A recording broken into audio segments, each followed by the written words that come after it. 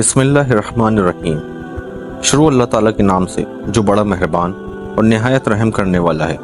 دوستوں، آج کی اس ویڈیو میں کائنات کے سب سے بڑے بدبخت اور کافر کے بارے میں ہم آپ کو بتائیں گے، یعنی فرعون کے بارے میں، کہ فرعون کون تھا اور کس کی اولاد میں سے تھا، اور فرعون کو فرعون کیوں کہا جاتا تھا، اور فرعون مصر کا بادشاہ بننے سے پہلے کون سا کام کیا کرتا تھا، اور فرعون نے خدائی کا دعویٰ کرنے کے لیے بنی اسرائیل کے مسلمانوں کو کس طرح جانوروں جیسا جاہل بنا دیا، اور پھر کس طرح فرعون نے خدائی کا جھوٹا دعویٰ کیا اور کس طرح یہ مصر کا جھوٹا خدا بنا۔ ان تمام تر سوالات کے جوابات قرآن و حدیث کی روشنی میں آج کی اس ویڈیو میں ہم آپ کو بتائیں گے، لہٰذا آپ سے گزارش ہے ہماری اس ویڈیو کو اینڈ تک ضرور دیکھیے گا۔ وہ فرعون جس کا ذکر قرآن پاک میں ملتا ہے، جو حضرت موسیٰ علیہ السلام کے دور میں پایا جانے والا فرعون تھا، اس کا نام ولید بن مصب یا مصب بن ریان تھا۔ بعض مورخین نے اس کا نام قابوس بھی بتایا ہے۔ فرعون بدبخت کا تعلق قبیلہ قبطیہ سے تھا اور اس کی عمر 400 سال بتائی گئی ہے۔ اس 400 سال کی عمر میں نہ تو وہ کبھی بیمار ہوا اور نہ ہی کوئی دشمن اس پر غالب آ پایا۔ فرعون کا چہرہ تانبے کی طرح چمکتا تھا، اسی وجہ سے یہود و نصارہ اس کو قابوس کہا کرتے تھے۔ فرعون بادشاہ بننے سے پہلے محنت مزدوری اور تجارت کیا کرتا تھا۔ ایک دن یہ محنت مزدوری سے تنگ آ کر بازار کی طرف نکلا اور وہاں پر اس کی ملاقات حامان سے ہوئی۔ دیکھتے ہی دیکھتے ان دونوں کی ملاقات دوستی میں بدل گئی۔ فرعون اور حامان کام کی تلاش کے لیے شہر کی طرف روانہ ہو گئے۔ ان دنوں میں شہر کے اندر خربوزے کی خرید و فروخت کا کام عروج پر تھا۔ اس طرح یہ دونوں ایک خربوزے والے کے پاس گئے اور اس سے کام مانگا۔ خربوزے والے نے ان دونوں سے کہا کہ میرے خربوزے لے جاؤ اور بازار جا کر بیچ آؤ۔ جب یہ مال تم دونوں فروخت کر دو گے تو میں تم دونوں کو کھانے کے لیے دوں گا۔ خربوزے والی کی یہ بات سن کر فرعون نے حامان سے کہا کہ تم یہیں رکو اور میں یہ خربوزے لے جاتا ہوں اور بازار میں فروخت کر آتا ہوں۔ چنانچہ ایسا ہی کیا گیا۔ فرعون وہ خربوزے لے کر شہر کی طرف چلا گیا اور وہاں جا کر فرعون نے دکانداروں سے خربوزے خریدنے کا کہا۔ اس وقت دکانداروں نے فرعون سے کہا کہ ہم تو سودا ادھار لیتے ہیں اور بیچنے کے بعد اس کی رقم ادا کرتے ہیں، اور یہاں کا یہی دستور ہے۔ دکانداروں کی یہ بات سن کر فرعون تھوڑی دیر کے لیے خاموش ہو گیا اور پھر اسی وعدے پر وہ سامان فروخت کر کے واپس چلا آیا اور واپس آ کر خربوزے کے مالک سے کہا کہ مجھے یہ کام اچھا نہیں لگتا۔ اتنا بول کر فرعون وہاں سے چلا گیا۔ اب فرعون کو کسی اچھے کام کی تلاش تھی جس سے فرعون زیادہ سے زیادہ پیسہ اور مال و دولت کما سکے۔ اس کے بعد فرعون بادشاہ مصر کے دربار کے اندر چلا گیا اور اس کی خدمت میں جا کے درخواست پیش کر دی کہ میں بہت دور سے آیا ہوں اور میں بہت غریب ہوں اور مجھے کسی کام کی تلاش ہے اور میں کھانے پینے سے بھی عاجز ہوں۔ برائے مہربانی اپنی سلطنت مصر کے اسی شہر میں بطور فدوی مجھے کوئی کام دے دیا جائے۔ فرعون کی یہ بات سن کر مصر کے بادشاہ نے فرعون سے کہا کہ تو کون سا کام چاہتا ہے؟ بادشاہ کی یہ بات سن کر فرعون بولا کہ مجھے مصر کے قبرستان کی دروگی دے دی جائے اور اس کے بدلے میں کچھ رقم فدیہ کے طور پر میں شاہی خزانے میں جمع کروایا کروں گا اور باقی رقم اپنے پاس رکھا کروں گا، اور میری اجازت کے بغیر مصر کے اس قبرستان میں کوئی بھی مردہ دفن نہ ہو۔ یہ بات سن کر بادشاہ مصر نے فرعون کو مصر کے قبرستان کی دروگی دے دی۔ مصر کے قبرستان کی دروگی ملتے ہی فرعون بہت خوش ہوا اور خوشی خوشی قبرستان کے دروازے پر جا کر بیٹھ گیا اور انتظار کرنے لگا کہ اب کون آتا ہے جو اپنے مردوں کو دفن کرتا ہے۔ اللہ تعالیٰ کے حکم سے ایسا ہوا کہ اسی سال مصر کے اندر ایک خوفناک وبا پھیل گئی، جس کی وجہ سے مصر کے بہت سارے لوگ مرنا شروع ہو گئے۔ فرعون نے جب یہ دیکھا تو اس نے ہر لاش کے بدلے ان کے وارثوں سے ایک ایک سونے کا سکہ لینا شروع کر دیا، اور اس طرح تھوڑے ہی دنوں میں فرعون کے پاس بہت زیادہ مال و دولت اور روپیہ پیسہ جمع ہو گیا اور فرعون امیر ہو گیا۔ اتنا زیادہ مال و دولت آنے کے بعد فرعون نے یہ سوچا کہ کیوں نہ مصر کے تمام قبرستانوں کی دروگی اپنے پاس لے لی جائے۔ لہٰذا فرعون نے ایسا ہی کیا۔ فرعون نے بادشاہ کے قریبی لوگوں کو کچھ پیسے دیے اور تمام مصر کے قبرستانوں کی دروگی اپنے ہاتھ میں لے لی۔ اس طرح فرعون قبرستان کی دروگی کے ذریعے بادشاہ مصر کے خزانے میں بہت سارا روپیہ پیسہ جمع کرواتا اور فرعون کے اس عمل سے बादशाह मिस्र बहुत खुश होता और अपनी जहालत के सबब बादशाह मिस्र फिरौन को प्यार और इज्जत देने लगा।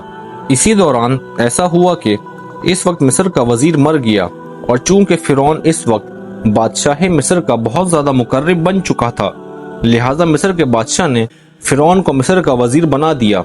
इस तरह इख्तिदार मिलते ही फिरौन इख्तिदार के नशे में बदमस्त हो गया और उसने अपने दोस्त हामान को भी अपने पास बुला लिया। फिरौन हामान से कहने लगा कि मैं चाहता हूँ खुदाई का दावा करूँ और सारी मखलूक मुझको अपना खुदा माने और मेरी इबादत करे। फिरौन की बात सुनकर हामान बहुत हैरान हुआ और हामान फिरौन से कहने लगा, अगर तू खुदाई का दावा करना चाहता है तो सबसे पहले बनी इसराइल की तमाम मखलूक को अपने हाथ में ले लो और उनके दिल में अपनी मोहब्बत पैदा करो। हामान की ये बात सुनकर फिरौन ने हामान से कहा कि ऐसा करने के लिए आखिर क्या किया जाए और ये लोग किस तरह मुझे अपना खुदा तस्लीम करेंगे, क्योंकि इस वक्त तमाम लोग हजरत यूसुफ अलैहिस्सलाम और हजरत याकूब अलैहिस्सलाम के दीन पर थे और किस तरह वो लोग अपने दीन को छोड़कर फिरौन को अपना खुदा तस्लीम करते। फिरौन ने अपने दोस्त हामान से इसके बारे में कोई तदबीर निकालने का कहा। फिरौन की ये बात सुनकर हामान कुछ देर के लिए सोचता रहा और फिर ये तदबीर निकाली कि बादशाह मिस्र से ये दरख्वास्त की जाए कि मैं चाहता हूँ तमाम मिस्र के लोगों की तमाम तरह की ख्वाहिशात मुफ्त में पूरी की जाएं और इन लोगों के तमाम तरह के अखराजात मैं अपनी जेब से अदा करूंगा और जो लोग जो चीज़ भी हासिल करना चाहें वो बिल्कुल मुफ्त में हासिल कर सकते हैं। बादशाह मिस्र ने फिरौन की ये बात सुनकर उसकी ये दरख्वास्त कबूल कर ली और 1 साल के लिए तमाम मिस्रियों को ये रियायत फराहम कर दी और फिरौन ने 1 साल में होने वाले तमाम अखराजात की रकम हामान के हाथ से बादशाह मिस्र के खजाने में जमा करा दी और पूरे मिस्र में ये ऐलान करवा दिया गया कि इस साल खजाना राइतों पर माफ है और हमने अपनी तरफ से तमाम तरह के अखराजात की रकम बादशाह मिस्र के खजाने में जमा करवा दी है और मजीद 2 साल के अखराजात की माफी के लिए भी हमने सरकार आली में दरख्वास्त की है और वो भी कबूल हो गई है। फिरौन की ये बात सुनकर मिस्र की तमाम रियाया बहुत खुश हुई और मिस्र के तमाम गरीबों और मिस्कीनों ने फिरौन की तरक्की के लिए खूब दुआएं की। चुनाचा इधर मिस्र की रियाया फिरौन के इस अमल पर बहुत ज्यादा खुश थी और उधर चंद ही रोज बाद अल्लाह ताला के हुक्म से मिस्र का बादशाह अपनी मौत मर गया। इस वक्त इस मरने वाले बादशाह का कोई भी वाली वारिस ना था जो इसके तख्त पर बैठता और इसकी बादशाहत को संभालता। बादशाह मिस्र के मरने के बाद चौथे रोज तमाम मिस्र के लोग बादशाह मिस्र के दरबार में हाजिर हुए और कहने लगे कि बादशाह के तख्त पर किसको बिठाया जाए, क्योंकि मुल्क बादशाह के बगैर बेसरोपा हो गया है।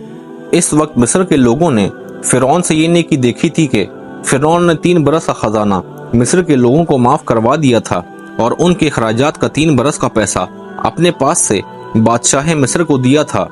इसलिए मिस्र के तमाम तर लोग फिरौन के इस अमल से बहुत ज़्यादा खुश थे और फिरौन की ये खैर ख्वाही देखकर मिस्र के तमाम लोगों ने फिरौन बदबख्त को मिस्र के बादशाह के तख्त पर बिठा दिया और इस तरह फिरौन बदबख्त मिस्र का बादशाह बन गया। इस वक्त लोगों ने यह ख्याल किया कि फिरौन बहुत अच्छा इंसान है और हमारी रियाया का बहुत ज़्यादा ख्याल रखेगा। जब ये फिरौन मिस्र के वजीर से मिस्र का बादशाह बना तो इस वक्त फिरौन ने अपने दोस्त हामान को मिस्र का वजीर मुकर्रर कर दिया। फिरौन मिस्र का बादशाह बनते ही अपने दोस्त हामान से कहने लगा कि अब पूरे मिस्र में हमारी बादशाही है और हम जो चाहें वो कर सकते हैं।